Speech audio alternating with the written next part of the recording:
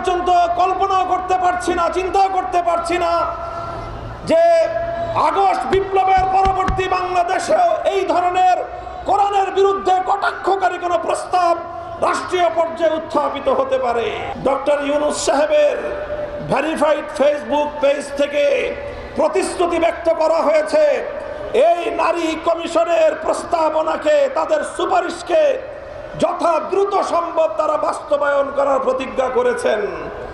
এই প্রতিজ্ঞা করার পর অর্থাৎ তারা আল্লাহর কোরআনের আইনকে, যতটুকু আইন পারিবারিক এবং উত্তরাধিকার আইনের মধ্যে এখনো বিদ্যমান রয়েছে, সেটাকে নাকি বাংলাদেশ থেকে উৎখাত করবেন, এই প্রতিশ্রুতি দিয়েছেন, এই অঙ্গীকার করেছেন ডক্টর ইউনূস সাহেব। আগামী 3 তারিখের পূর্বে বিতর্কিত নারী কমিশনের প্রস্তাবনা প্রত্যাখ্যান করে, প্রত্যাহার করে এই কমিশন যদি বাতিল না করা হয়, সোহরাওয়ার্দী উদ্যান থেকে পরবর্তী কর্মসূচি ঘোষণা করতে বাধ্য হবে হেফাজতে ইসলাম। পরিষ্কার ভাষায় বলতে চাই, এমন ফু আমরা জানি 3 তারিখের পর আপনাকে ইঁদুর মারায় ছেড়ে দেওয়া হবে। 3 তারিখ পর্যন্ত টাইম, আপনি কি করবেন করে ফেলেন। 3 তারিখে সোহরাওয়ার্দী উদ্যান থেকে আমরা আপনার দিকে হয়ে ফু দিলে আপনি টিকবেন না।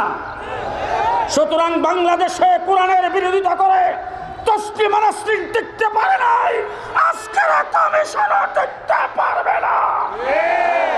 একটা একটা করে মাটির নিচ থেকে ধরে এনে তাদের চামড়া তুলে ফেলা হবে, তাদের চামড়া তুলে ফেলা হবে।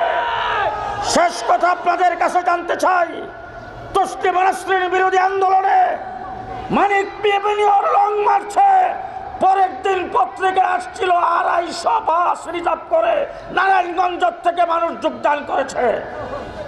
3 তারিখে আপনারা সেই ইতিহাস সৃষ্টি করতে রাজি আছেন কিনা? রাজি আছেন? কে কে রাজি আছেন? রাজি আছেন সবাই? তাহলে আজকের থেকে এক একজন কর্মী হবেন আগামী 3 তারিখে। চলো চলো ঢাকা।